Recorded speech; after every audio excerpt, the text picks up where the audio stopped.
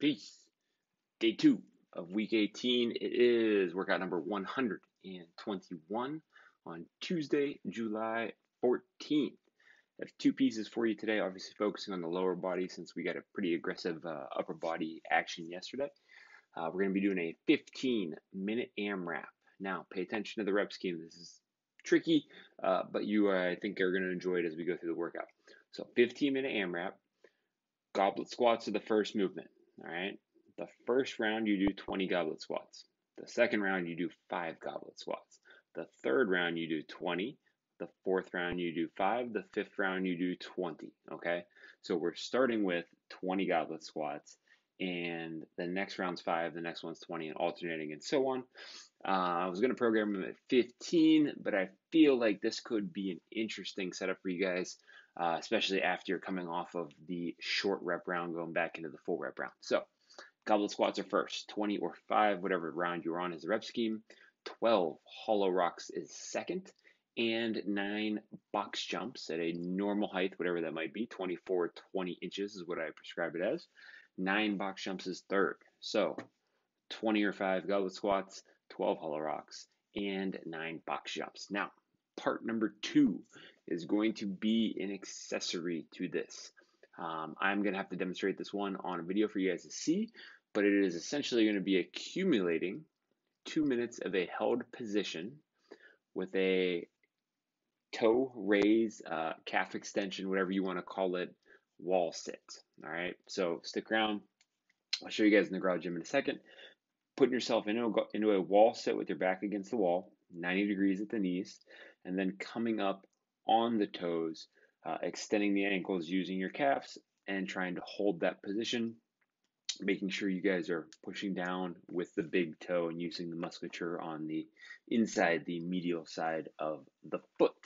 Accumulate 2 minutes, which means you can break it up however you want, just trying to build up, collect time until we get to 2 minutes. All right, stick around. I will demonstrate and post modifications.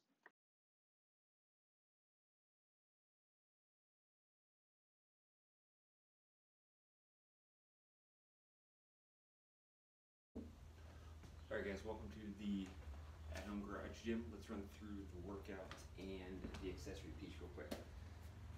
So, 25 alternating reps of a kettlebell goblet squat. Make sure you're holding the handle facing up. Forces us to engage our core a little bit more. Then we're dropping down for 12 reps of hollow rocks. If you can't hold a hollow rock position, or you can't hold a hollow position and rock under control, then let's go for about 24 seconds on this, or about 2 seconds per rep. And then finally we're popping up and we're going into our box jump for 9 reps. Stick around and I will walk through the modifications with you, and let's hit the wall sit.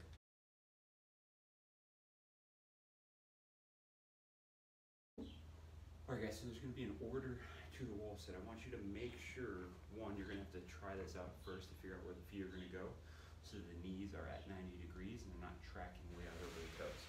Now, the order of things is we're going to sit down into a 90-degree flex position, and then from there elevate onto our toes. When we're holding this position, core is engaged, back is nice and flat to the wall, legs, toes, or knees and toes are in alignment. And notice I'm not rocking out onto the edge of my feet. I'm being sure to hold tension in my glutes, my core, and to actively push down through those big toes. Remember, I'm not expecting many people, or anybody for that matter, to go straight through 2 minutes. If you can, that is awesome. But let's try and accumulate 2 minutes in that seated, elevated heel position.